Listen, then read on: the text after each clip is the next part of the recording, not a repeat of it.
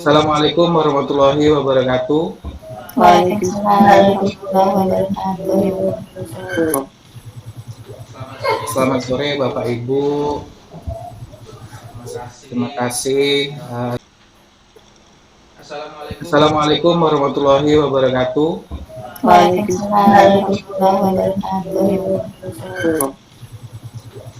Selamat sore Bapak Ibu.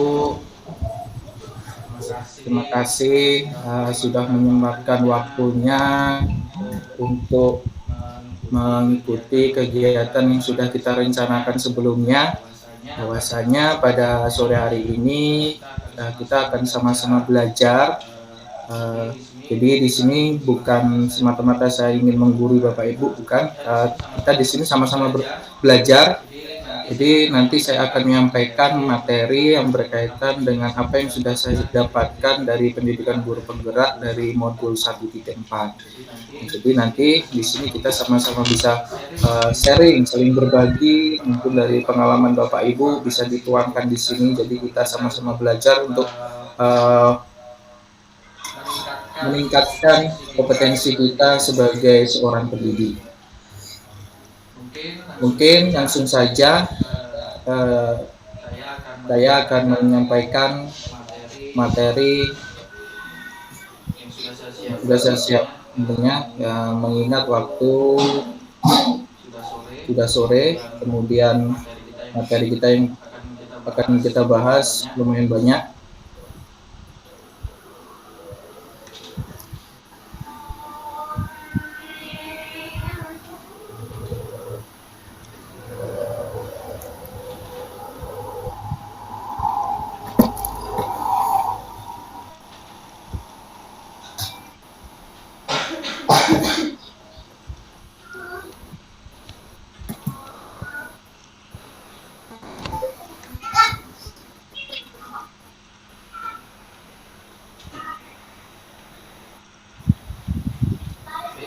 Baik Bapak Ibu, apakah sudah tampil?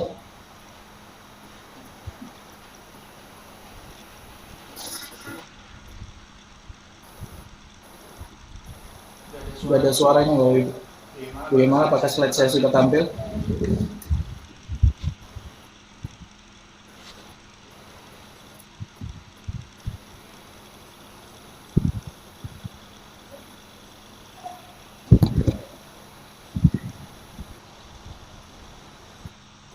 Halo Bapak Ibu.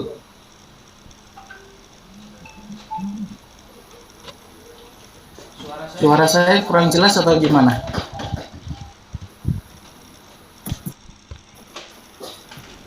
Gak jelas Pak, suaranya gak jelas di sini. Oh, tapi suara Ibu jelas sekali di sini. Slide saya sudah tampil belum Bu? Sudah, tapi suaranya kecil. Oke, yang penting masih terdengar ya Bu ya. Mungkin efek dari jaringannya. Oke, terima kasih. Saya lanjutkan. Pada modul 1.4 kemarin kami sudah mempelajari mengenai budaya positif. Nah, sekarang saya tanya dulu kepada Bapak Ibu, apa sih budaya positif di sekolah menurut Bapak Ibu?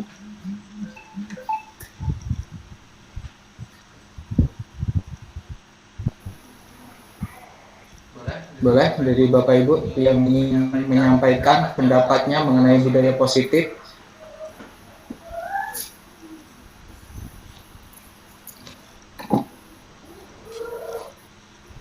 Kalau menurut saya budaya positif itu kita bisa memberi contoh, misalnya perilaku, sikap, tutur kata yang baik kepada para peserta didik. Itu menurut saya. Terima Baik. kasih. Terima kasih Bu Vina atas tanggapannya.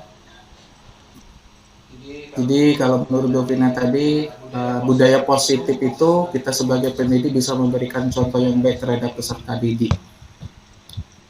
Mungkin ada pendapat lain dari Bapak Ibu?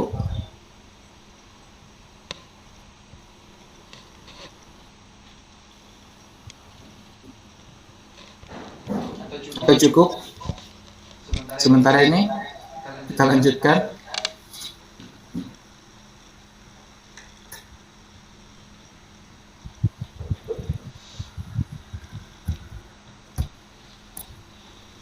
Nah, budaya positif di sekolah yaitu nilai-nilai dan kebiasaan-kebiasaan di sekolah yang berpihak pada peserta didik, agar mereka dapat berkembang menjadi pribadi yang kritis, penuh hormat, dan bertanggung jawab. Jadi, kalau kita melihat dari pengertian budaya positif di sekolah, dapat kita simpulkan bahwa budaya positif di sekolah itu kebiasaan-kebiasaan. Kita bicara budaya itu artinya itu sudah menjadi kebiasaan. Nah, kebiasaan di sekolah itu yang berpihak pada peserta didik. Maksudnya kebiasaan-kebiasaan itu tujuannya adalah kita fokuskan untuk peserta didik agar mereka itu dapat berkembang menjadi pribadi sesuai dengan apa yang mereka butuhkan. Kemudian untuk budaya positif, hal-hal apa saja yang perlu kita lakukan? Tentunya kita harus ada yang namanya perubahan, itu perubahan paradigma. Yang pertama, untuk membangun budaya yang positif, sekolah perlu menyediakan lingkungan yang positif, aman, dan nyaman agar murid-murid mampu berpikir, bertindak, dan mencipta dengan merdeka, mandiri, dan bertanggung jawab. Artinya hal pertama yang harus kita lakukan adalah lingkungan. Nah, kita ciptakan dulu lingkungan yang positif, yang memberikan rasa aman dan nyaman terhadap peserta didik sehingga mereka akan lebih mudah ataupun mereka nanti akan lebih terarah kegiatan-kegiatan peserta didik itu untuk hal-hal yang lebih positif. Kemudian yang kedua, lazimnya disiplin itu dikaitkan dengan kontrol. Nah, dalam hal ini kontrol guru dalam menghadapi murid. Kalau kita bicara kontrol terhadap murid, mungkin kita akan sepintas terbayang dengan peraturan. Disiplin itu biasanya berkaitan dengan peraturan. Nah, di sini kita nanti akan membahas juga tentang peraturan. Peraturan seperti apa yang bisa menciptakan budaya positif di sekolah. Contoh, di sini kita ada kegiatan mungkin karena sebenarnya kita bisa melakukan hal ini secara tatap muka karena ada beberapa hal pertimbangan juga sehingga kegiatan kita pada sore hari ini kita lakukan secara daring dan mudah-mudahan juga masih bisa berjalan dengan lancar. Nah, kegiatan ini mungkin bisa Bapak Ibu lakukan meskipun sendiri. Ini saya akan bacakan. Bapak Ibu bisa bayangkan bahwa Bapak Ibu di situ ada tidak hanya sendiri, ada teman yang mungkin ada di samping Bapak Ibu. Nah, nama kegiatannya ini adalah cobalah buka. Anda atau Bapak Ibu adalah si A, yang saya katakan si A. Tugas Bapak Ibu itu mengepalkan tangan, salah satu tangan. Mungkin Bapak Ibu bisa mengepalkan salah satu tangan yang menurut Bapak Ibu itu tangan terkuat. Misal bisa tangan kanan, atau mungkin tangan terkuat Bapak Ibu yang kiri, boleh kepalkan tangan kiri. Kemudian bayangkan bahwa Bapak Ibu menyimpan sesuatu yang sangat berharga di dalam kepalan tangan. Nah, mungkin entah apalah yang Bapak Ibu bayangkan, pokoknya di kepalan tangan Bapak Ibu itu ada sesuatu yang sangat berharga. Bapak Ibu perlu menjaga benda tersebut sekuat tenaga karena begitu pentingnya untuk kehidupan Bapak Ibu. Jadi dalam kepala itu ada benda yang paling berharga yang perlu Bapak Ibu jaga. Nah, kemudian di sebelah Bapak Ibu mungkin ada teman, saya sebut B. Dia mencoba dengan segala cara membuka kepalan tangan Bapak Ibu. Ya, saya panggil ada si B yang mencoba dengan segala cara untuk membuka kepalan tangan Bapak Ibu tadi.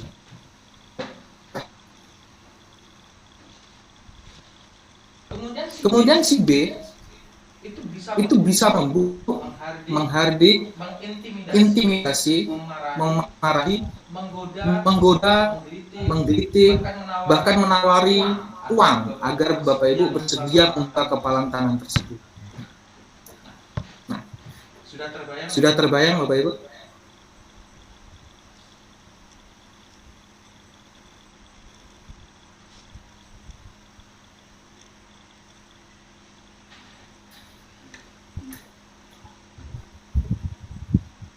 Halo Bapak Ibu, bagaimana dengan ilustrasi barusan? Apakah sudah terbayang?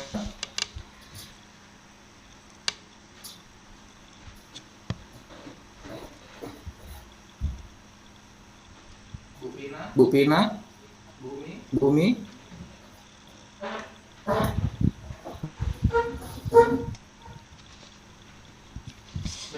bagaimana? Masih jelas suara saya?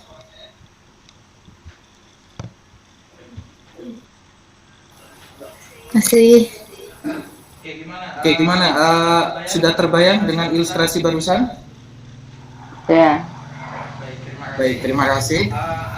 Artinya, saya ulangi, Bapak Ibu tugasnya adalah menjaga sesuatu yang ada dalam kepala Bapak Ibu tadi, dan kemudian ada teman Bapak Ibu, sebut saja si B, itu mencoba dengan segala cara untuk membuka kepalan tangan Bapak Ibu. Tadi sudah disebutkan, entah itu membujuk, menghardik, mengintimidasi, memarahi, menggoda, menggelitik, bahkan menawari uang. Oke. Nah, sekarang dari ilustrasi tersebut sudah Bapak Ibu bayangkan. Pertanyaan pertama, apakah Bapak Ibu atau si B, teman Bapak Ibu tadi yang berusaha membuka kepalan tangan, itu berhasil membuka kepalan tangan Bapak Ibu?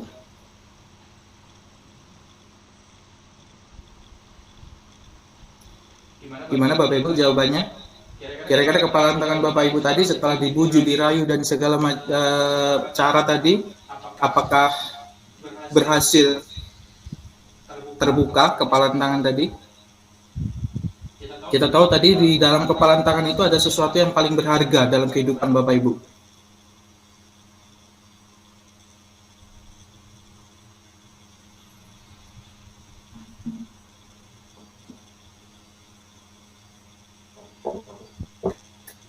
Bagaimana Bapak Ibu?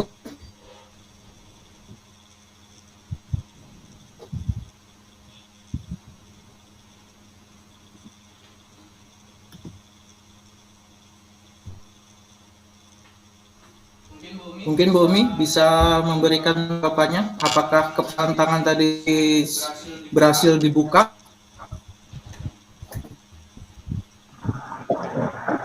Sepertinya tidak. Tidak. Kenapa Bu? Karena tangan itu begitu kuat untuk menggenggam, berusaha untuk terus menggenggam dengan sekuat tenaga. Kenapa Ibu berusaha menggenggam sekuat tenaga? Karena kalau tidak akan terjatuhlah yang kita genggam yang sangat berharga tadi. Oke, sesuatu hal yang sangat berharga tadi Bu ya. Baik, mungkin ada jawaban lain?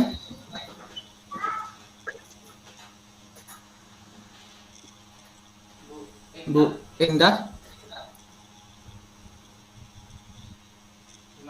Gimana, apakah setelah membayangkan dari ilustrasi tadi, apakah Ibu kira-kira apakah kepalan tangan Ibu tadi berhasil terbuka atau masih tergenggam?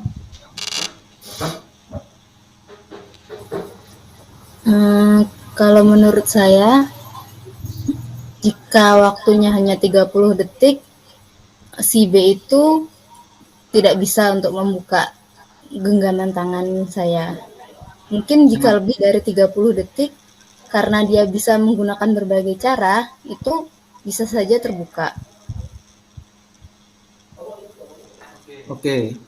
Artinya kalaupun terbuka, itu bukan karena Ibu yang membuka dengan kesadaran diri, tapi karena terpaksa ya? Ya, betul. Terima kasih. Ada lagi mungkin? Bu Vina?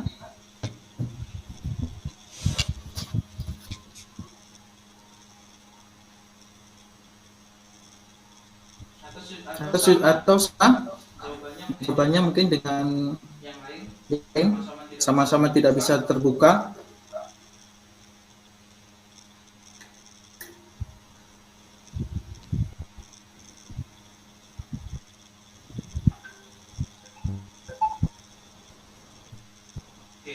Oke, mungkin sama ya. Kita lanjut ke pertanyaan kedua. Apakah Bapak atau B menutup kepala? Jika iya, apa alasannya? Mungkin tadi sudah disampaikan sama Ibu Umi ya tadi. Saya langsung tanya kenapa menutup kepala tadi. Kalau Ibu Umi, ya karena ada sesuatu yang berharga dalam kepala tadi. Mungkin yang lain, Bu Siti Munawarah?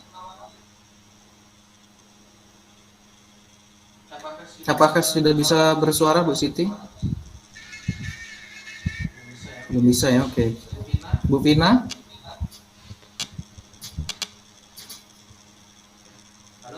Halo Bu Vina? Kurang begitu jelas loh Pak penjelasannya di sini, suaranya kecil sekali. Oke, tapi slide saya tadi kelihatan ya Bu ya? Kelihatan. Oke, nah ini kita bahas yang pertanyaan yang kedua. Tadi Ibu sebagai si A mengepalkan tangan, menjaga sesuatu yang berharga dalam kepalan tersebut, kemudian ada si B yang berusaha untuk membuka kepalan tangan Ibu. Nah, tadi pertanyaan pertama sudah kita bahas, apakah Ibu membuka kepalan tangan. Jadi beberapa sudah menjawab tidak, ya, karena dengan alasan karena ada yang sesuatu yang berharga dalam kepalan tersebut. Nah, kalau menurut Ibu, pertanyaan yang kedua, apakah Ibu atau B itu menutup kepalan tangan?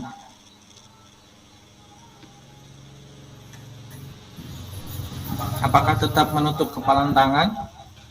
Dan jika iya, alasannya apa? Kalau tadi jika membuka, alasannya apa? Kalau tadi tidak. Jawabannya tadi banyak yang tidak. Kalau Ibu Vina mungkin?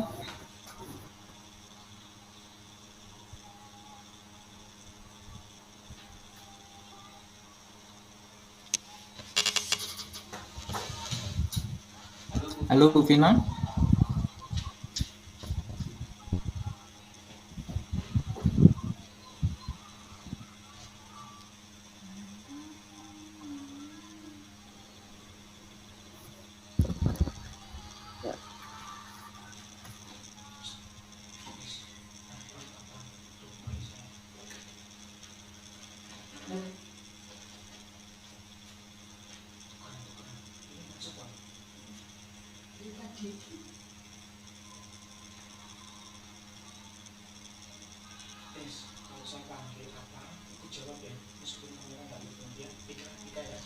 Jadi dihidupin Pak nih mikrofon.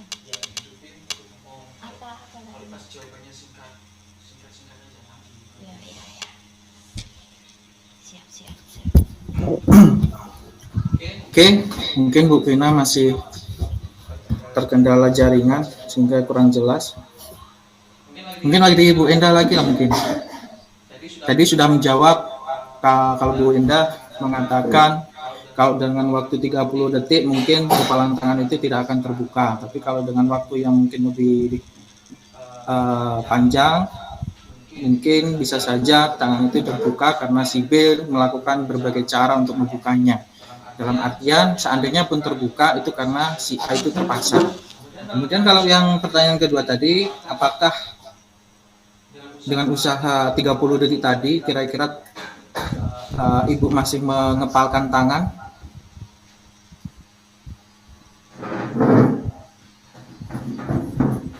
Saya rasa masih, Pak. Masih, oke. Kalaupun dengan durasi yang entah 30 detik ataupun waktu yang cukup panjang, kalau memang dari awal kita berusaha untuk mencoba menjaga kepalan tangan itu mungkin tetap kepalan tangan itu akan tetap tertutup. Alasannya apa? kenapa Ibu tetap mengepalkan tangan? Saya rasa jawabannya bersama dengan Bu Umi tadi, bahwa di dalam genggaman itu kan ada sesuatu yang berharga tadi. Oke, jadi sama dengan Ibu Umi tadi ya. Jadi memang dalam genggaman itu ada sesuatu yang berharga, apalagi berharga bagi kehidupan kita, sehingga kita memiliki tanggung jawab untuk menjaganya. Pertanyaan terakhir, dalam kegiatan ini sesungguhnya siapa yang memegang kendali terkait tangan atau kepalan tangan tadi tetap tertutup ataupun terbuka? Siapakah yang memegang kendali? Apakah A atau B?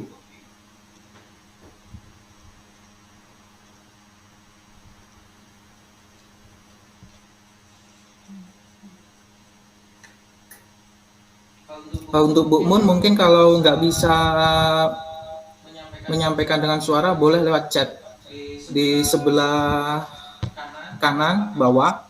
Itu ada gambar icon kayak pesan. Nah, itu bisa diketik lewat situ.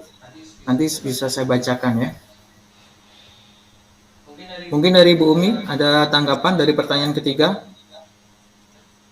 Sesungguhnya siapa yang memegang kendali atas kontrol untuk membuka atau menutup kepalan tangan tadi? Apakah si A atau si B?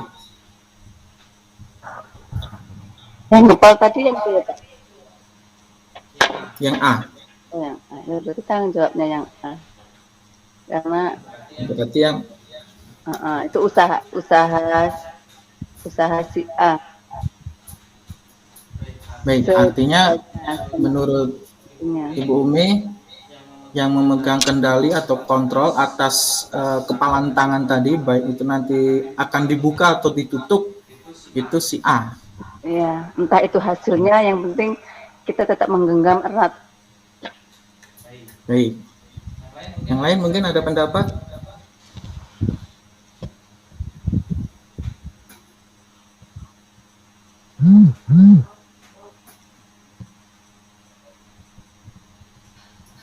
Cukup?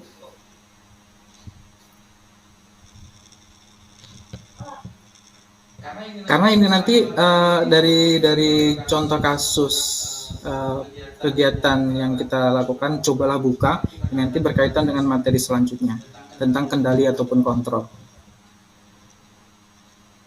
Mungkin pendapatnya yang lain sama ya dengan Ibu Umi. Jadi yang memiliki kendali sepenuhnya atas tangan itu terbuka dengan tutup itu ya kita sendiri atau si A tadi, yang tentunya kalau si A tadi kan yang menggenggamkan tangan. Nah, kemudian si B yang berusaha untuk membuka. Sebenarnya kegiatan ini kalau secara tatap muka itu bisa dilakukan secara bergantian. Tapi di sini kita ilustrasikan saja. Nah, kemudian tadi udah jawaban semua dari pertanyaan pertama. Apakah Anda atau buka kepalan? Jawabannya tidak. Kemudian yang kedua, menutup kepalan, jawabannya ya. Dengan segala kekuatan yang Bapak Ibu lakukan untuk menjaga dalam genggaman tersebut, karena itu sangat berharga bagi kehidupan Bapak Ibu semua. Kemudian yang ketiga, terakhir pertanyaan tadi, siapa yang sesungguhnya memegang penuh atas kendali kontrol untuk membuka ataupun menutup kepalan tangan, yaitu ya kita sendiri yang mengepalkan tangan. Kemudian sebelum kita lanjut ke materi yang berkaitan dengan kendali ataupun kontrol, kita ingat-ingat kembali tentang filosofi Ki Hajar Dewantara mengenai tujuan pendidikan.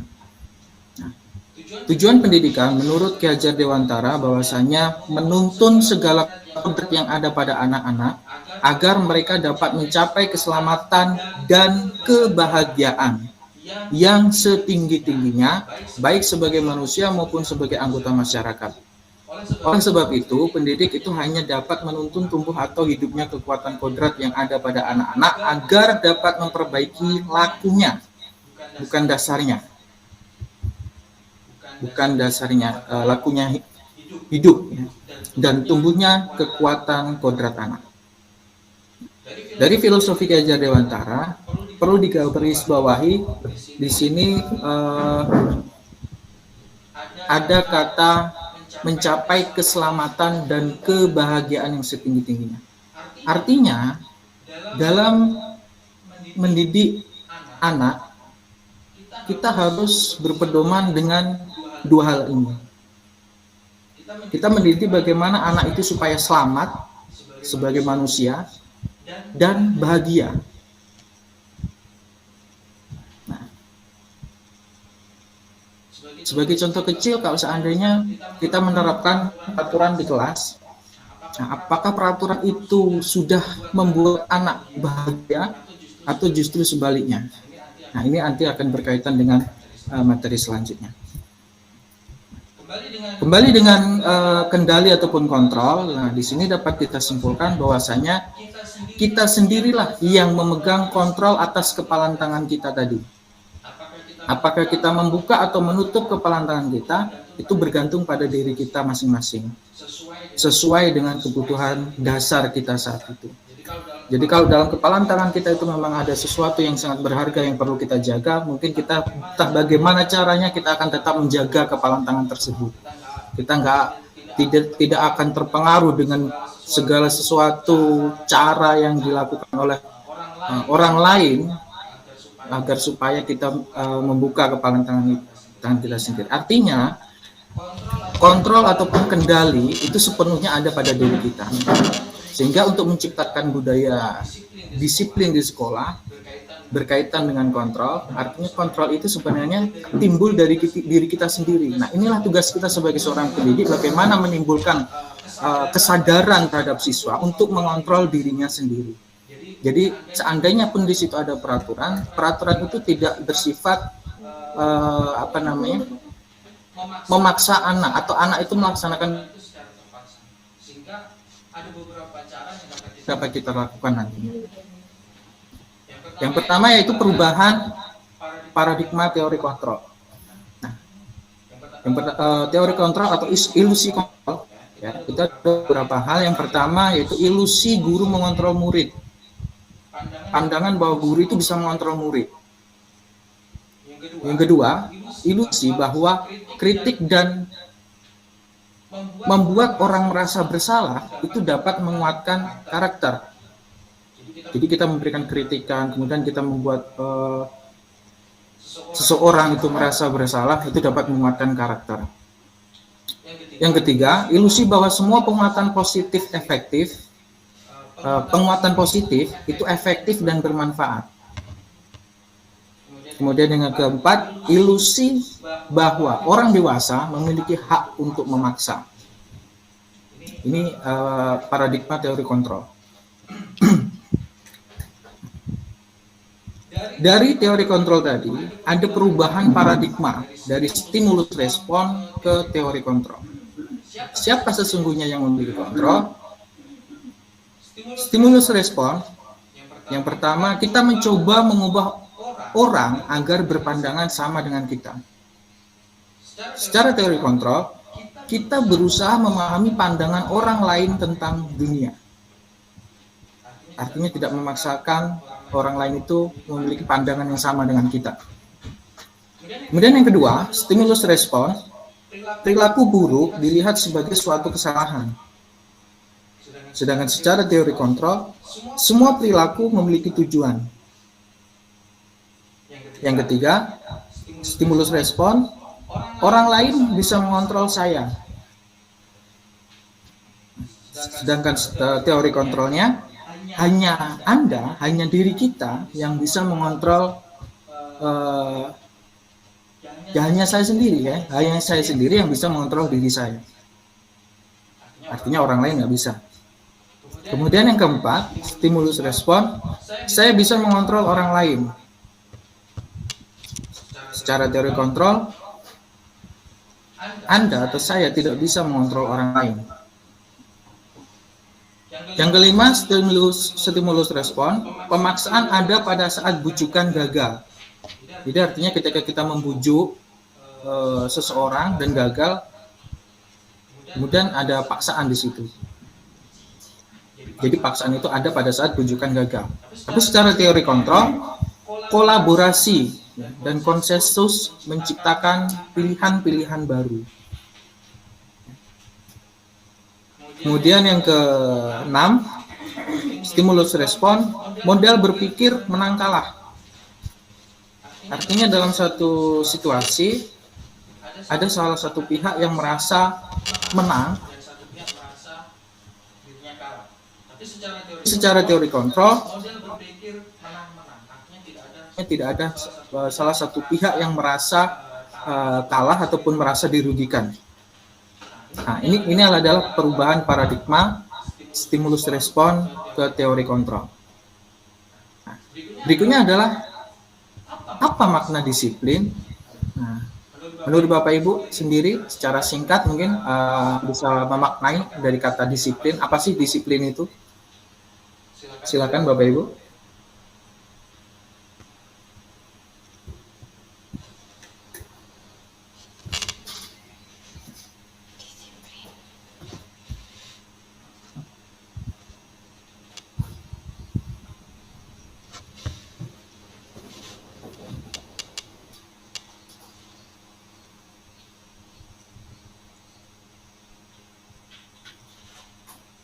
Bu Siti Munawarah bisa menuliskan di kolom chat mungkin tentang makna disiplin, nanti saya bacakan. Atau mungkin ada pendapat lain dari Bapak Ibu. Boleh. Nggak usah open kamera ya.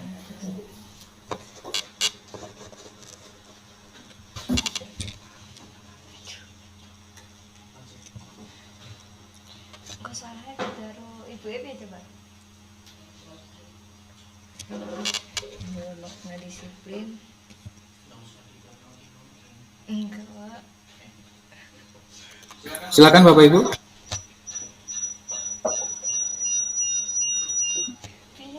Pak mau ini sarang bisa enggak?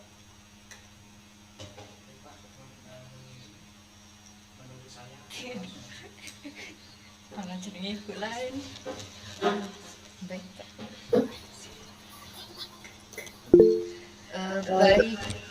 Baik Pak, mohon izin. Menurut saya makna disiplin yaitu sesuatu yang dilakukan seseorang pada orang lain untuk mendapatkan kepatuhan. Baik, terima kasih Bu Aslina ya atas tanggapannya. Tadi menyampaikan bahwasanya disiplin itu cara seseorang untuk memenuhi kepatuhan. Kemudian di sini ada pendapat lain juga dari Ibu Siti Munawarah yang sudah menuliskan di kolom chat bahwasanya disiplin itu ketaatan pada peraturan. Oke, sekarang kita lanjut. Apakah pendapat dari Bapak Ibu itu sudah sesuai dengan makna disiplin yang sesungguhnya? Nah, jadi apakah makna disiplin? Sebenarnya ya, kata disiplin itu berasal dari bahasa Latin. Disiplin yang artinya Belajar. Jadi disiplin itu artinya belajar. Makna asal dari kata ini berkonotasi dengan disiplin diri dari murid-murid itu menurut Socrates dan Plato. Kemudian disiplin diri membuat orang menggali potensinya menuju sebuah tujuan. Apa yang dia hargai?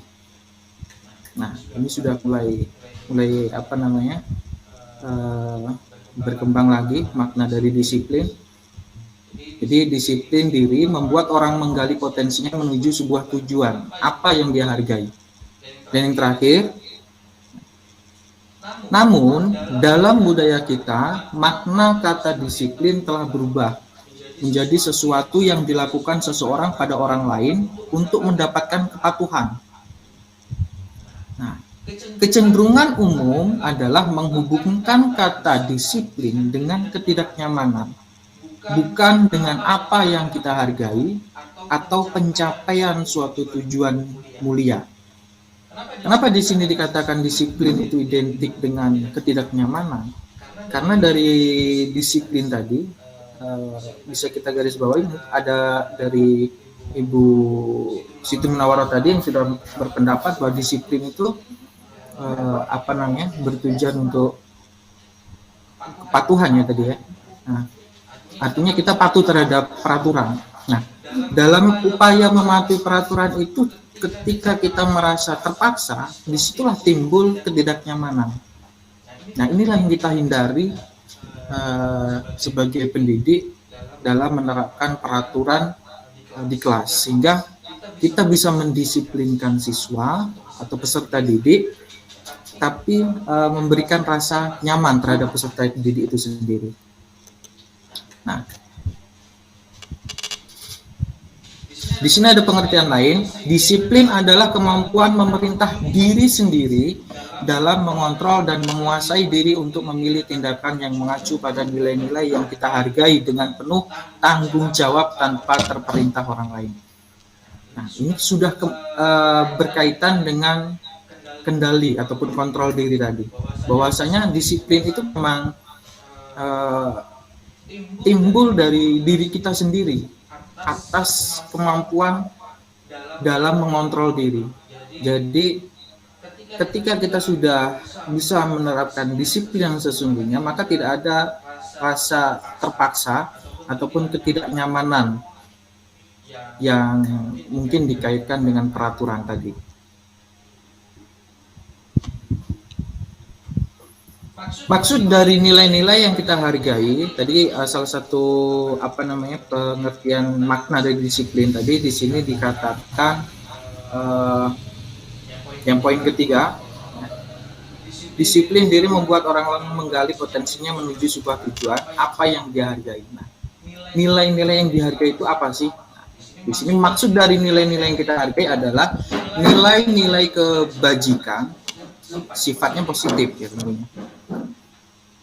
Sifat-sifat positif manusia yang merupakan tujuan mulia yang ingin dicapai setiap individu. Nah, kalau kita kaitkan dengan nilai-nilai kebajikan dari peserta didik, tentunya kita merujuk pada profil pelajar Pancasila. Di mana kita tahu profil pelajar Pancasila, nilai-nilai kebajikannya ada 6 poin. Yang pertama yaitu beriman, kemudian bertakwa pada Tuhan Yang Maha Esa dan berakhlak mulia. Kemudian yang kedua mandiri, yang ketiga bernalar kritis, yang keempat berkebinekaan global, yang kelima bergotong royong, dan yang keenam adalah kreatif. Yang biasa Bapak Ibu sambil dinyanyikan di kelas ya, mungkin Bu Vina sering juga menyanyikan profil pelajar Pancasila bersama peserta didiknya. Inilah nilai-nilai kebajikan yang ingin dicapai bagi peserta didik di Indonesia yang kita kenal dengan profil pelajar Pancasila. Nah, berkaitan dengan disiplin, tentunya seseorang itu melaksanakan peraturan ataupun upaya dalam dia menerapkan disiplin itu ada motivasi. Apa saja motivasi yang mempengaruhi perilaku manusia? Di sini ada 2 teori motivasi. Yang pertama adalah motivasi eksternal, yang kedua internal. Adapun untuk motivasi perilaku manusia ada 3 poin. Yang pertama, untuk menghindari ketidaknyamanan atau hukuman apa yang akan terjadi apabila saya tidak melakukannya. Itu adalah motivasi eksternal. Jadi Bapak Ibu menerapkan peraturan itu untuk menghindari hukuman. Itu eksternal. Yang kedua, mendapatkan imbalan dari orang lain atau institusi. Apa yang akan saya dapatkan apabila saya melakukannya. Dari peraturan itu Bapak Ibu jalankan dengan harapan mendapatkan imbalan, mungkin secara hal kecil, mungkin apresiasi, penghargaan, pujian mungkin. Nah, itu salah satu motivasi juga, yaitu motivasi eksternal. Dan yang terakhir yaitu untuk menghargai diri sendiri. Saya akan menjadi orang yang seperti apa bila saya melakukannya. Jadi motivasi yang ketiga berkaitan dengan penerapan disiplin itu menghargai diri sendiri. Saya akan menjadi orang yang seperti apa bila saya melakukannya. Artinya tidak ada pengaruh dari luar atau dari manapun. Nah, ini disebut dengan motivasi internal. Nah, mungkin dari Bapak Ibu sendiri punya motivasi, entah itu baik dari eksternal ataupun dari internal, yang dalam upaya mematuhi ya peraturan yang ada. Nah, kemudian setelah motivasi, di sini ada kebutuhan dasar manusia yang masih berkaitan dengan baik itu teori kontrol maupun penerapan disiplin diri. Apa saja kebutuhan dasar manusia? Kebutuhan dasar manusia itu ada 5. Yang pertama yaitu cinta, kasih, atau diterima. Ya, kita tahu memang manusia memang membutuhkan, yaitu kebutuhan dasar manusia, cinta, kasih, ataupun diterima. Kemudian yang kedua itu penguasaan. Apa itu penguasaan? Artinya Bapak Ibu di situ memang benar berkuasa atas diri Bapak Ibu sendiri, memiliki kendali terhadap atas diri Bapak Ibu sendiri. Kemudian yang ketiga itu kebebasan, artinya tidak ada dalam diri Bapak Ibu rasa terpaksa. Itulah yang menjadi kebutuhan dasar manusia. Dan yang keempat, kesenangan, rasa bahagia, perasaan untuk kita memang perlu, itu kebutuhan dasar kita sebagai manusia dalam upaya melaksanakan teori kontrol tadi maupun disiplin diri. Nah, keempat-empatnya itu dilakukan untuk memenuhi kebutuhan dasar yang paling utama, yaitu survival, atau mohon maaf kalau bahasa Inggrisnya salah, atau bertahan hidup. Itu kebutuhan pokoknya. Nah, jadi ada 5 kebutuhan dasar manusia. Yang pertama adalah cinta, kasih, atau diterima. Jadi kalau misalnya Bapak itu berada di suatu lingkungan dan ternyata lingkungan tersebut bisa dikatakan kurang menerima keberadaan Bapak Ibu, mungkin itu kebutuhan dasarnya tidak terpenuhi. Kemudian penguasaan, kebebasan, kesenangan, dan bertahan hidup. Nah, dari kebutuhan dasar tadi, di sini ada contoh kasus. Bisa sambil saya bacakan. Ibu Ani, guru kelas 5 SD, pelita hati, sedang bingung menghadapi ulah salah satu murid di kelasnya, Agus. Ini nama muridnya. Gimana Bu Mun? Agus ini muridnya Bu Ani ya. Bukan Agus yang lain. Beberapa anak telah datang untuk mengeluhkan Agus. Ada apa dengan Agus? Yang seringkali meminta bekal makan siang mereka dengan paksa. Jika Anda menghadapi situasi seperti Bu Ani, yang punya murid seperti Agus tadi, apa yang Anda lakukan?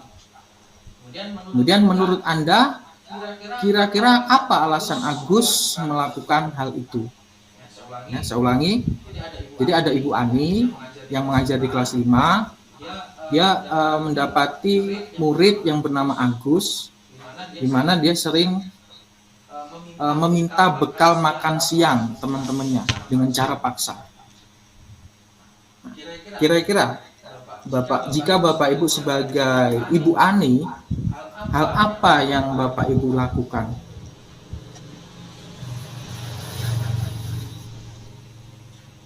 Silakan Bapak Ibu tanggapannya.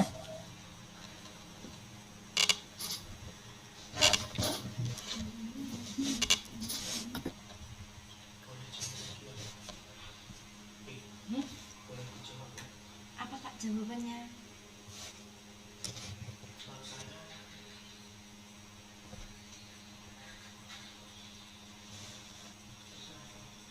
Yang nanti yang udah.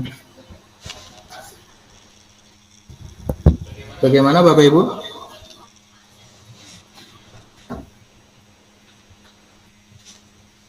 Tanggapan Bapak Ibu jika sebagai Ibu Ani yang mendapati murid seperti Agus tadi dicontohkan, dia sering meminta bekal makan siang teman-temannya dengan cara paksa. Apa yang Bapak Ibu lakukan?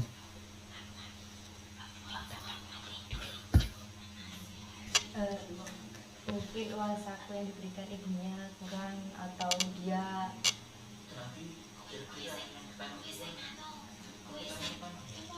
pertanyaan pertama waduh akan menasehati,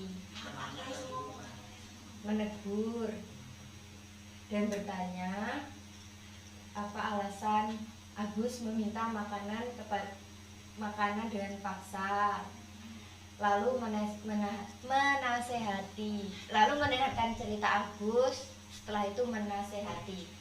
Aduh, nanti Pak Sik tak lancang, tak kacet deh. Gimana Bapak Ibu? Yang pertama saya akan menegur, bertanya kepada Ya, baiklah. Sini saya akan menanggapi. Jika ada kasus yang demikian, akan saya tanyakan dulu dengan anak kita dulu. Kenapa hal itu dilakukan? Apakah di rumah dia tidak sarapan atau tidak diberi sarapan atau tidak nggak bawa bekal sendiri? Itu kita sampaikan juga dengan orang tuanya. Apakah memang anak ini di rumah tidak sarapan atau bagaimana? Baik, baru kita menentukan langkah selanjutnya. Terima kasih. Baik, artinya ini tanggapan dari Bumi ya. Bumi akan menanyakan kepada Agus kenapa dia sampai melakukan hal tersebut. Nah, sekarang saya tanya lagi, kalau menurut Ibu Umi, kira-kira kenapa alasan Agus apa melakukan hal itu? Sebelum mendengar cerita yang sebenarnya dari Agus. Kira-kira menurut saya, Ya. ada kemungkinan pertama memang anak itu mungkin memang belum sarapan di rumah, mungkin nggak sempat sarapan atau memang malas untuk sarapan di rumah. Nah, mungkin juga itu suatu dia minta diperhatikan oleh orang lain, tentu bahwa dia itu ingin diperhatikan oleh orang lain, ingin diperhatikan. Itu bisa juga dengan cara melakukan hal seperti itu kan, nanti teman-temannya akan menanggapi walaupun mungkin dengan marah atau apa. Jadi dia ingin diperhatikan oleh orang lain. Itu.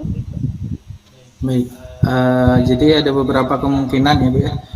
Mungkin karena memang dia butuh, dalam artian dia di rumah memang mungkin belum makan, atau juga karena memang ulah itu dilakukan karena dia ingin diperhatikan.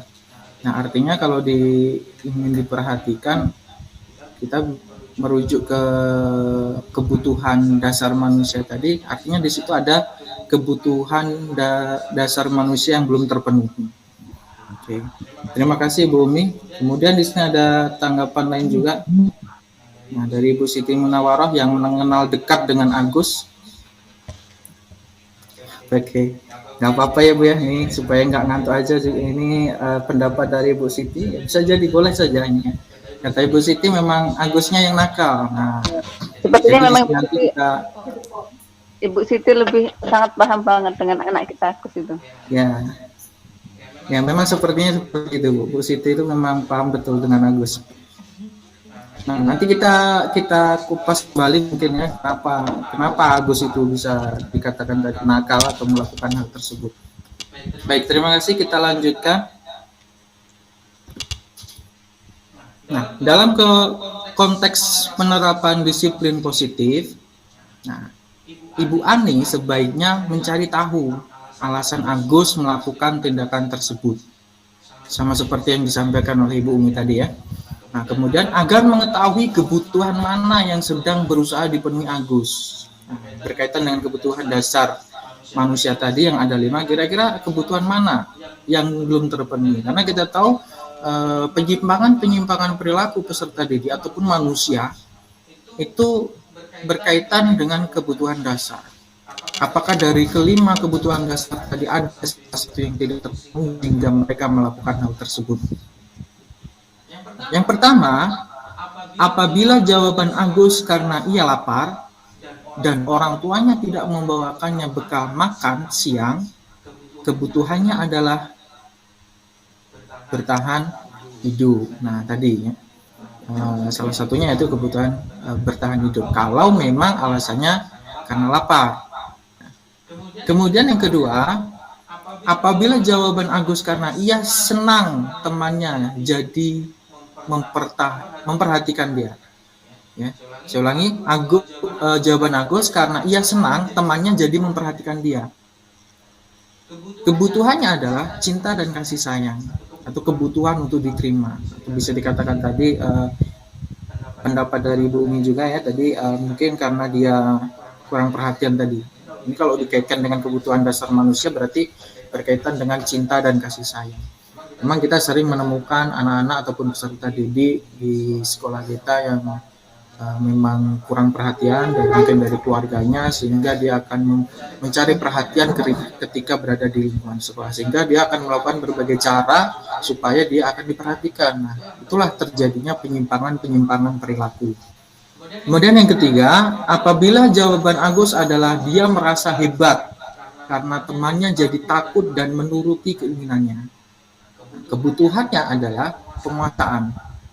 Ya, jadi kebutuhan pengakuan atas kemampuan atau kalau tadi di kebutuhan dasar manusia tadi yaitu penguasaan. Kemudian yang keempat, apabila jawaban Agus karena dia merasa bosan dengan bekal yang dibawakan ibunya karena selalu membawakan bekal yang sama. Nah, kebutuhannya berarti kebebasan. Kebutuhan akan pilihan. Dan yang terakhir, apabila jawaban Agus karena iseng saja dan dia menikmati ekspresi wajah temannya yang kesal karena diambil makanannya. Artinya di sini kebutuhannya adalah kesenangan. Dia hanya mencari kesenangan dengan melihat temannya tadi yang memiliki atau melihat ekspresi wajah temannya yang kesal tadi, dia senang. Artinya kebutuhan dasar yang perlu dipenuhi adalah kesenangan. Dari contoh kasus tadi, ada beberapa pilihan posisi kontrol yang bisa dilakukan oleh guru. Yang pertama yaitu penghukum. Yang kedua, pembuat merasa bersalah. Yang ketiga, teman. Yang keempat, pemantau. Yang kelima, manajer. Sebenarnya ini posisi kontrol bisa kita terapkan pada kasus apapun yang dalam menghadapi penyimpangan perilaku murid.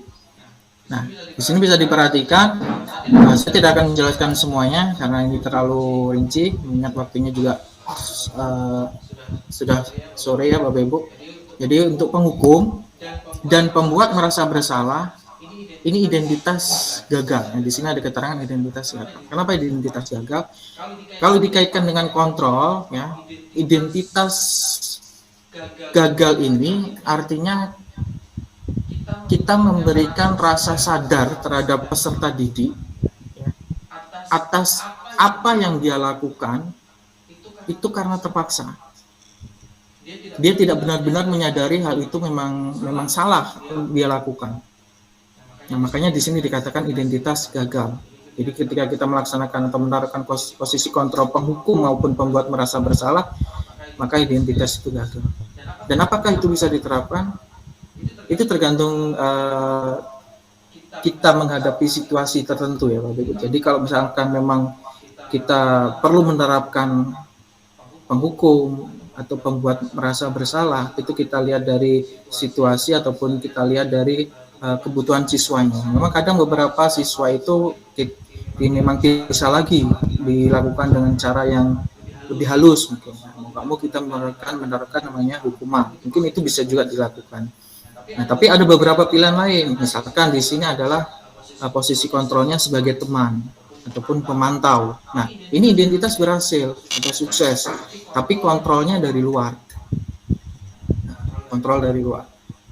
Tidak atas dari kesadaran dari awal, itu memang kesadaran dari dia sendiri, tapi dari kontrol dari gurunya tadi. Kemudian yang terakhir yaitu identitas berhasil manajer itu identitas berhasil atau sukses atau kontrol diri. Nah, yang manajer ini ya itu upaya guru dalam menuntun siswa untuk memiliki kesadaran. Nah, misalkan dari apa yang dia lakukan, perilaku penyimpangan yang dia lakukan, kemudian kita tanyakan ya, apa yang bisa kita bantu ataupun dia mau untuk memperbaiki kesalahan itu. Jadi hal itu, pendapat itu muncul dari peserta didik, bukan dari paksaan dari guru. Nah, ini yang disebut dengan posisi kontrol manajer. Nah, nanti saya tunjukkan beberapa contoh. Kemarin saya sudah menerapkan posisi kontrol yang sudah saya lakukan dengan peserta didik saya sendiri. Nah, di sini ada contoh pernyataan yang mungkin bisa menambah pemahaman dari Bapak Ibu. Yang pertama, ada pernyataan, saya kecewa sekali dengan kamu. Siapa yang mengatakan? Nah, dalam 5 posisi kontrol tadi, ini adalah pembuat orang merasa bersalah. Jadi ketika kita menghadapi siswa yang memiliki penyimpangan perilaku, kemudian kita mengatakan, saya kecewa sekali dengan kamu. Berarti posisi kita adalah sebagai pembuat orang merasa bersalah. Kenapa kamu melakukan hal itu? Saya sangat kecewa. Nah, itu berarti membuat orang merasa bersalah. Kemudian yang kedua, kamu tidak pernah benar melakukannya. Kalimat itu dalam posisi kontrol berarti sebagai penghukum. Kemudian yang ketiga, ayolah lakukan demi ibu atau bapak. Jika Bapak Ibu pernah melakukan pernyataan seperti demikian, artinya ini posisi kontrolnya sebagai teman. Yang keempat, apakah kamu mau mendapatkan stiker bintang hari ini? Ini posisi kontrolnya yaitu sebagai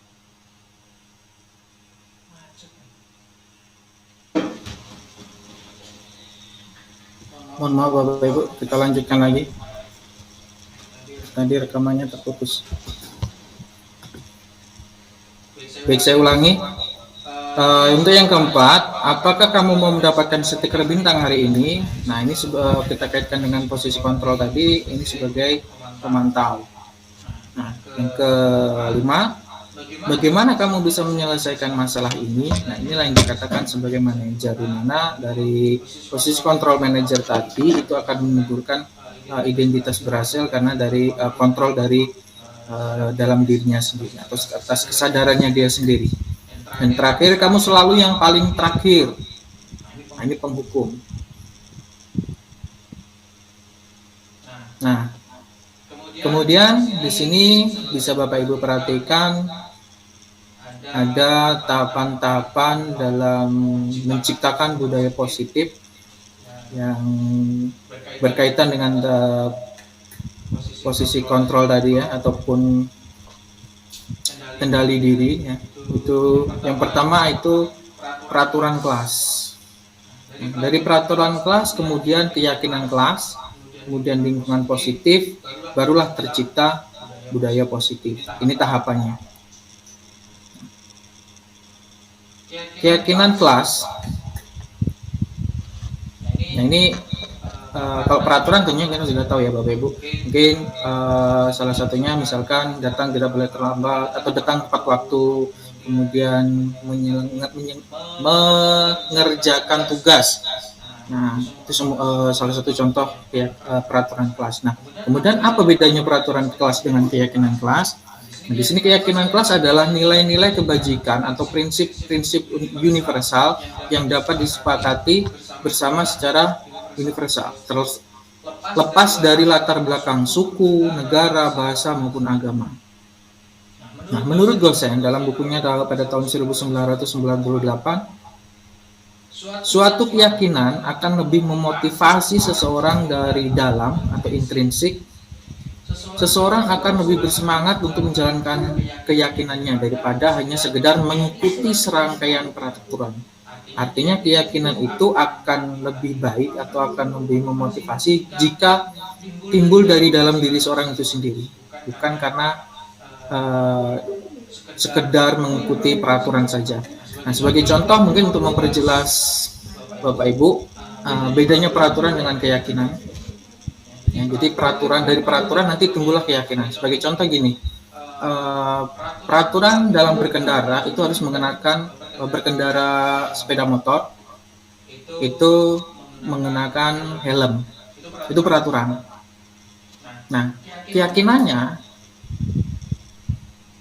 kenapa kita harus menggunakan helm? Nah, mungkin dari jawaban Bapak Ibu beda-beda. Mungkin bisa ngasih tanggapan dulu dari Bapak Ibu. Dari peraturan kita dalam berkendara sepeda motor, kenapa kita harus menggunakan helm? Itu peraturan. Nah, kita kembali ke keyakinan. Menurut Bapak Ibu, kenapa kita harus menggunakan helm?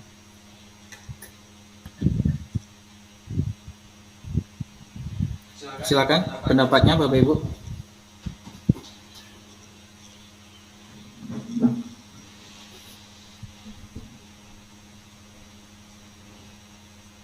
Bu Endah, silakan. Kenapa kita harus menggunakan helm pada saat berkendara? Menurut keyakinan Ibu. Untuk keamanan. Keamanan. Boleh? Yang lain mungkin?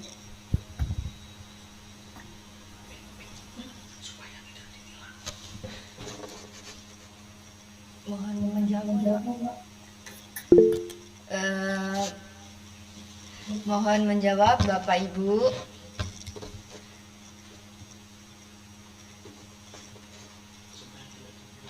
Supaya tidak ditilang. Baik Bu Aslina ya, terima kasih atas tanggapannya. Berbeda ya dengan Bu Endah tadi. Kalau menurut Bu Aslina kita menggunakan helm supaya tidak ditilang. Oke. Mungkin ada beda pendapat yang berbeda lagi?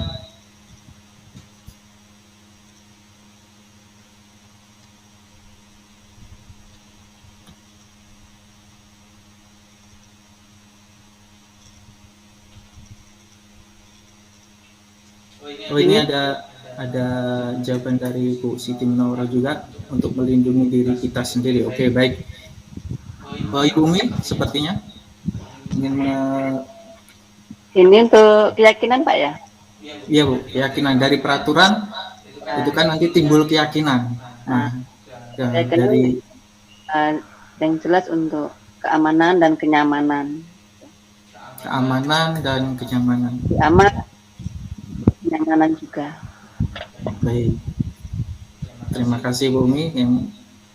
Nah di sini sudah ada beberapa jawaban. Yang pertama dari Bu Endah yang mengatakan untuk keamanan, kemudian dari Ibu Aslina ya tadi. Boleh juga itu, memang ada beberapa orang memang mengenakan helm itu karena peraturan supaya tidak ditilang. Kemudian ada jawaban dari Ibu Siti bahwa keyakinannya adalah untuk melindungi diri kita. Kemudian dari Ibu Umi Salamah tadi bersama dengan Bu Indah bahwasanya untuk keamanan ataupun kenyamanan. Nah, sekarang kita simpulkan dari beberapa jawaban tadi, jika Bapak Ibu mengenakan helm karena takut ditilang, artinya di situ belum ada keyakinan dari peraturan yang diterapkan. Kenapa sih tujuan peraturan itu diterapkan? Tujuannya ya memang untuk keamanan. Tapi ketika kita menerapkan peraturan itu bukan berdasarkan tujuan dari peraturan itu dibuat, artinya keyakinan itu belum tercapai. Jadi kalau misalkan takut karena ditilang, artinya di situ dia menerapkan peraturan itu masih karena terpaksa. Nah, berbeda lagi dengan jawaban dari Ibu Indah, Bu Siti, dan Ibu Umi tadi memang mengatakan untuk melindungi diri kita atau untuk keamanan, untuk kenyamanan. Nah, artinya ketika kita sudah memiliki kesadaran seperti itu, artinya keyakinan itu sudah timbul.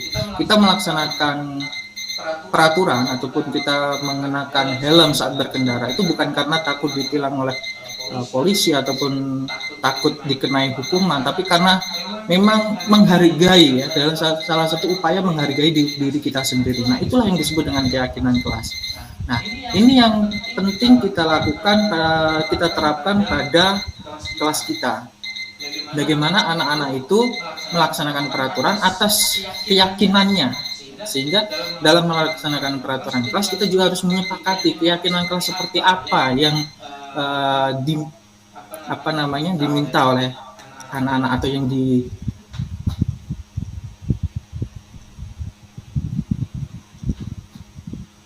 intinya adalah untuk kemauan anak-anak, ya. Jadi keyakinan kelas itu dari peraturan yang kita buat, kemudian muncullah keyakinan kelas. Jadi keyakinan itu timbul dari memang kesadaran dari anak-anak itu sendiri. Kenapa kok anak-anak itu harus berangkat pagi? Kenapa anak-anak itu harus melaksanakan piket? Kenapa anak-anak itu harus mengerjakan tugas? Nah, disitulah nanti timbul keyakinan-keyakinan kelas. Nah, dalam upaya menciptakan keyakinan kelas, maka penting dalam membuat peraturan kelas itu harus ada kesepakatan.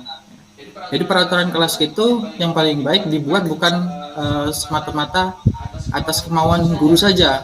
Jadi harus melibatkan siswa. Jadi bagaimana dalam menerapkan peraturan dulu, dari pembuatan peraturan, siswa itu dilibatkan. Jadi peraturan seperti apa yang mereka harapkan. Barulah nanti akan timbul keyakinan kelas. Nah, kira-kira seperti itu Bapak Ibu. Kemudian kita lanjutkan pembentukan keyakinan kelas. Yang pertama, keyakinan kelas itu bersifat abstrak daripada peraturan, yang lebih rinci dan konkret.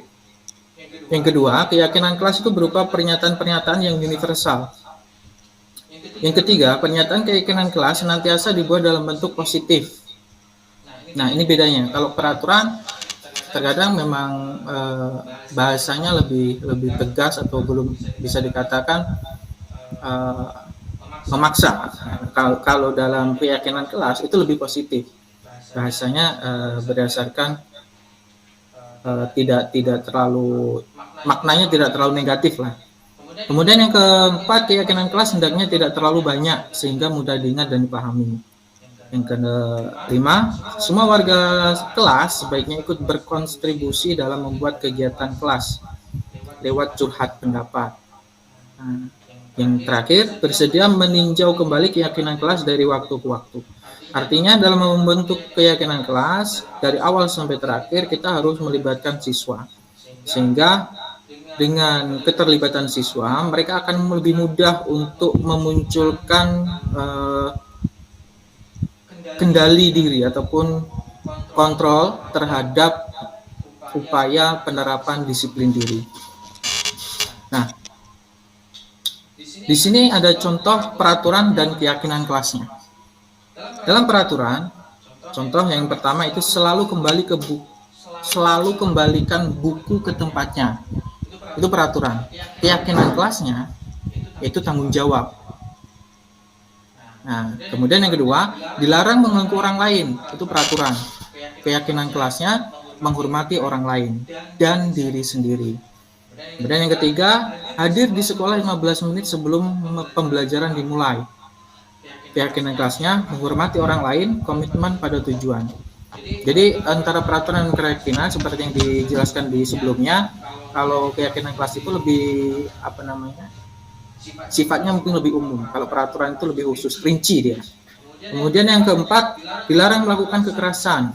Nah, keyakinan kelasnya itu keselamatan, menghormati orang lain. Kemudian yang kelima, dilarang menggunakan narkoba. Keyakinan kelasnya adalah kesehatan. Yang keenam, bergantian atau menunggu giliran. Keyakinan kelasnya menghormati orang lain dan kesabaran. Yang ketujuh, gunakan masker. Nah, keyakinan kelasnya adalah kesehatan, keselamatan. Yang terakhir, peraturannya itu jangan berlari di kelas atau koridor. Keyakinan kelasnya itu untuk keselamatan dan keamanan. Nah, sama seperti yang sudah kita bahas sebelumnya, artinya di sini Bapak Ibu ada perbedaan ya antara peraturan dan keyakinan kelas. Nah, dalam upaya untuk mendisiplinkan siswa, kita perlu adanya keyakinan kelas yang dibuat berdasarkan kesepakatan. Nah, membuat kesepakatan kelas, ya, baik itu komitmen, tanggung jawab, saling menghormati, jujur dan peduli. Itu ada salah satu contoh budaya positif juga yang namanya segitiga restitusi. Mungkin Bapak Ibu sudah tidak asing lagi dengan kata restitusi, atau mungkin yang baru mendengar istilah restitusi.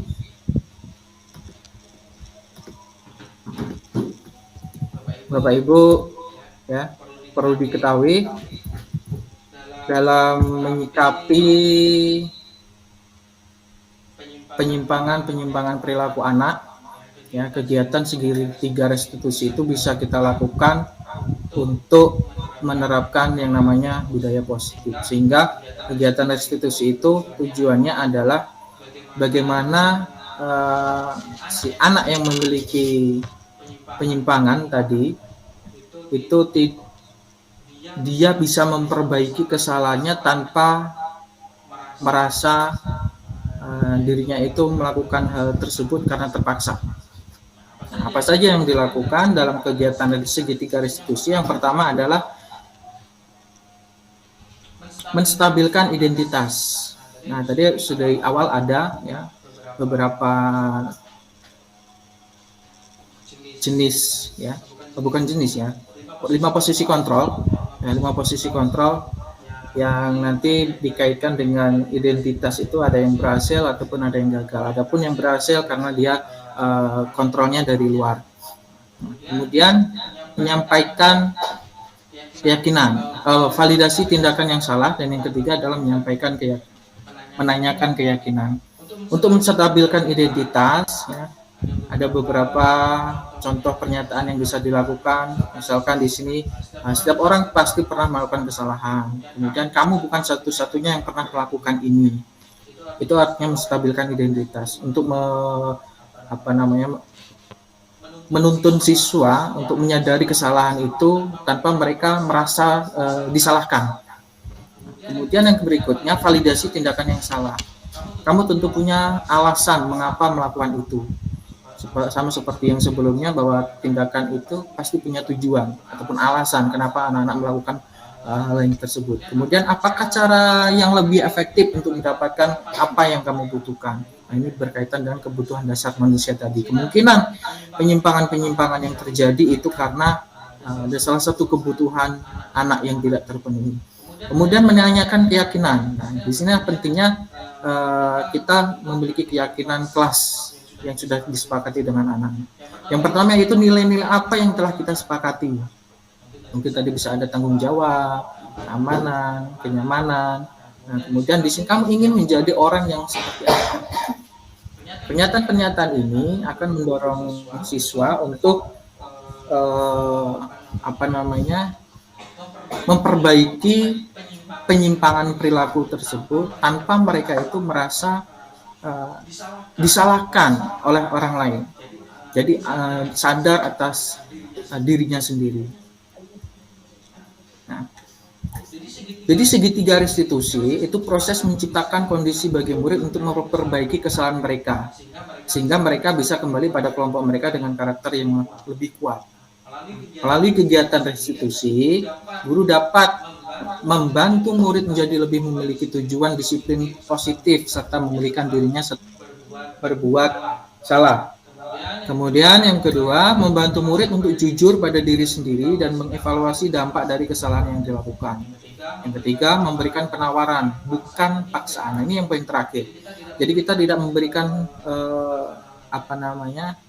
hukuman yang merugikan. Nah, tadi yang di teori teori stimulus ataupun teori kontrol itu ada menang kalah dan menang-menang. Nah, artinya kalau memberikan penawaran, artinya dari tindakan yang kita lakukan itu tidak ada salah satu yang dirugikan. Artinya adapun tindakan yang akan dilakukan siswa untuk memperbaiki kesalahan itu atas kemauan dia sendiri, bukan paksaan dari gurunya. Nah, adapun tahapan segitiga restitusi yang pertama tadi adalah menstabilkan identitas. Ada beberapa contoh tadi sudah disebutkan dan di sini lebih banyak lagi. Yang pertama, berbuat salah itu tidak apa-apa. Tidak ada manusia yang sempurna. Kemudian saya juga pernah melakukan kesalahan seperti itu dan lain sebagainya. Kemudian yang kedua, validasi tindakan yang salah. Padahal kamu bisa melakukan yang lebih buruk dari ini ya. Kemudian kamu pasti punya alasan mengapa melakukan hal itu. Kemudian kamu patut bangga pada dirimu sendiri karena kamu telah melindungi sesuatu yang penting buatmu. Yang ketiga, menanyakan keyakinan. Apa yang kita percaya sebagai kelas atau keluarga? Kemudian apa nilai-nilai umum yang kita telah sepakati? Apa bayangan kita tentang kelas yang ideal? Kamu mau jadi orang yang seperti apa? Nah, ini contoh kegiatan restitusi yang sudah saya terapkan di kelas bersama siswa. Nah, di sini yang pertama adalah ini videonya sudah ada dan sudah saya upload juga ke link LMS saya sebagai calon guru penggerak, di YouTube juga ada. Nah, ini contoh bukti ketika saya melakukan kegiatan restitusi terhadap siswa yang tidak mengenakan topi saat upacara. Kemudian di sini ada restitusi lagi terhadap siswa yang tidak mengerjakan tugas. Nah, dalam video tersebut kegiatan restitusi yang saya lakukan akhirnya memang anak itu menyadari kesalahannya dan mereka memberikan penawaran tersendiri bagaimana mereka ingin memperbaiki dari penyimpangan tersebut. Nah, terakhir Bapak Ibu, refleksi. Nah, dari awal sampai akhir materi yang sudah kita bahas ada 3 pertanyaan yang silakan Bapak Ibu jawab berkaitan dengan pembahasan kita pada sore hari ini, yaitu kita melakukan refleksi. Yang pertama, perasaan saat ini adalah, nah, setelah Bapak Ibu bergabung dalam kegiatan sore hari ini melakukan pengimbasan terhadap materi pada modul 1.4 terkait dengan budaya positif, perasaan Bapak Ibu saat ini seperti apa? Nanti ada pertanyaan kedua ya, setelah mengikuti materi pengimbasan. Nah, setelah berarti perasaan Bapak Ibu tadi dengan setelah mengikuti pengimbasan nanti berbeda. Silakan Bapak Ibu untuk pertanyaan pertama bisa dijawab perasaan Bapak Ibu saat ini.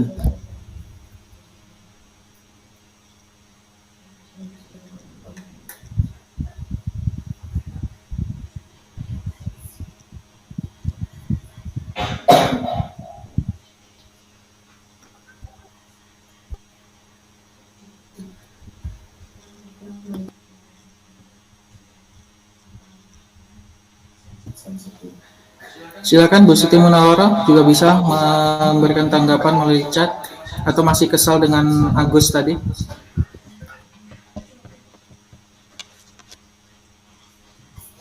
Yaitu perasaan sama aku silakan disimpan dulu Bu Siti.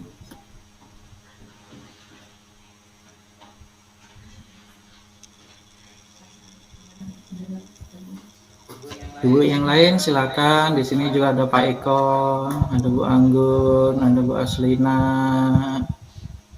Bu Endah mungkin. Sepertinya sangat bersemangat sekali pada sore hari ini. Perasaannya seperti apa?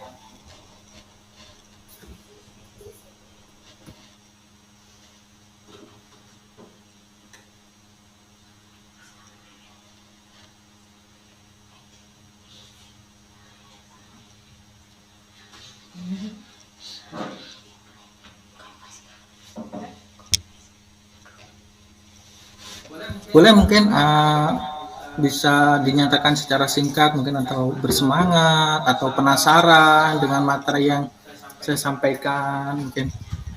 Silakan Bapak Ibu, perasaan Bapak Ibu saat ini atau di awal tadi saat sebelum mengikuti materi pengimbasan, atau pandangan Bapak Ibu tentang budaya positif mungkin yang ternyata berbeda dengan makna yang sebenarnya.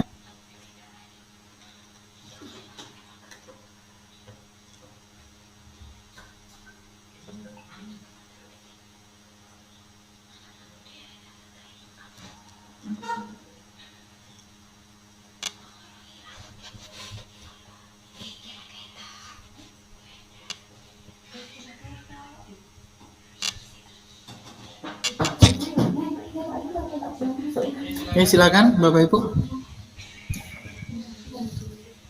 Coba Bu Endah gimana perasaan Bu Endah?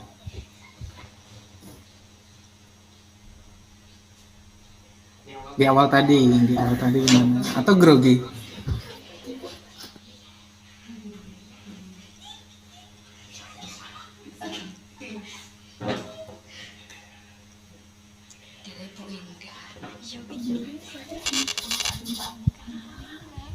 Bu Vina masih gangguan ya? Bu Endah mikrofonnya belum dihidupkan.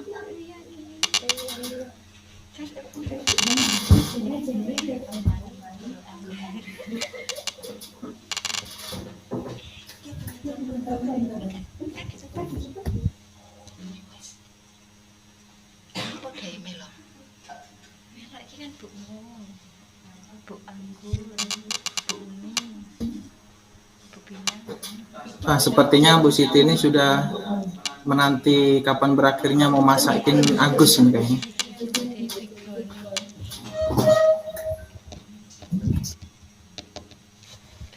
Mungkin dari Bumi mungkin, gimana perasaan Ibu tadi waktu di awal? Secara singkat aja nggak apa-apa. 3 pertanyaan ini sudah terjawab, selesai kita. Oke. Yang jelas perasaan waktu tadi penasaran sih memang, karena selama ini kan kita sering memberikan peraturan, ya, harus anak-anak harus ini harus itu, yaitu. Setelah mengikuti materi pengimbasan ini ternyata nggak cuma peraturan, tapi harus kesadaran dari siswa itu sendiri ternyata. Yang terpenting adalah kesadaran dari siswa itu sendiri untuk melakukan peraturan yang sudah yang dibuat dengan kesepakatan tadi. Target saya selanjutnya bagaimana menimbulkan kesadaran anak didik kita tanpa ada pemaksaan, yang jelas. Seperti itu. Itu saja, mungkin yang lain ada yang menambahkan, monggo. Baik, terima kasih Ibu Umi yang telah memberikan jawaban dari 3 pertanyaan refleksi pada kegiatan kita sore ini. Mungkin ada tambahan dari Bapak Ibu yang lain?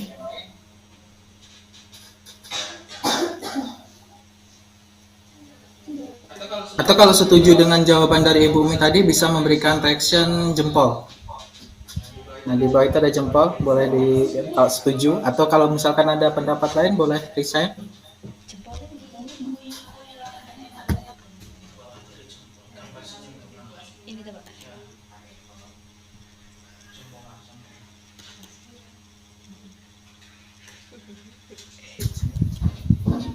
Baik, Ibu Aslina sepertinya setuju dengan pendapat dari Ibu Umi Salama. Nah, ini ada pendapat juga dari Ibu Siti Muhammad ya. Yang dari tadi sepertinya terkendala untuk bisa mengutarakan pendapatnya secara langsung sehingga menuliskannya di kolom chat. Pendapat dari tanggapan dari Bu Siti Munawaro atau refleksinya yaitu perasaan saat ini senang. Dan setelah mengikuti materi ini, saya jadi tahu dan paham tentang kedisiplinan. Dan target saya selanjutnya adalah saya harus memperketat kedisiplinan. Memperketat kedisiplinan tentunya dengan menerapkan budaya positif tadi ya Bu ya. Oke. Ada lagi mungkin dari Bapak Ibu yang lain? Atau cukup?